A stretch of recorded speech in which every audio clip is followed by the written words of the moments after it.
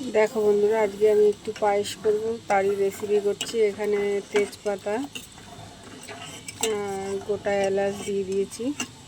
চলো এবার একটু সুন্দর করে ফুটিয়ে নিই। আর এখানে দেখো একটু ঘি নিয়েছি আর গোবিন্দভোগের চাল। চলো একটু মেখে নিই।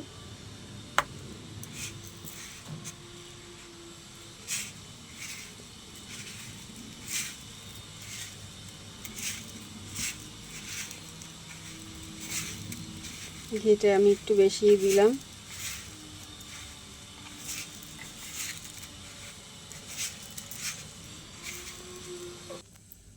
দেখো বন্ধুরা, মাখা হয়ে গেছে আর দুধটা ওদিকে ফুটে গেছে। চলো এবার দিয়ে দিই। দেখো বন্ধুরা, বেশ সুন্দরভাবে ফুটে গেছে। চলো আমি একটু স্বাদ বাড়ানোর জন্য একটু গুঁড়ো দুধ দিয়ে দিই।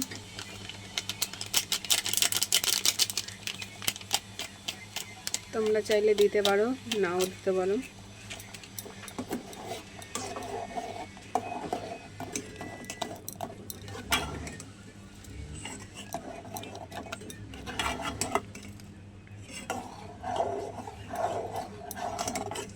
চলো এবার শেষে আমি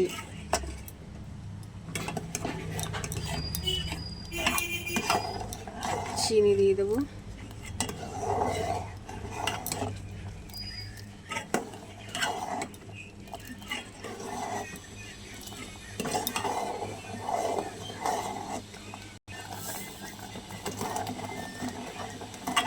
চিনি দিয়ে দিলাম বন্ধুরা।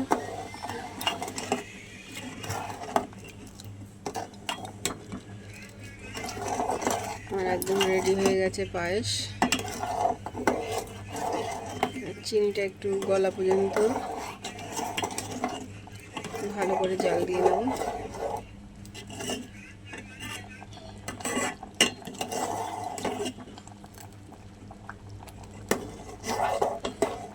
চলো বন্ধুরা, আমার হয়ে গেছে। এবার নামিয়ে নিলাম। কেমন হয়েছে অবশ্যই জানিও। আজকের মতো রাখি, টাটা।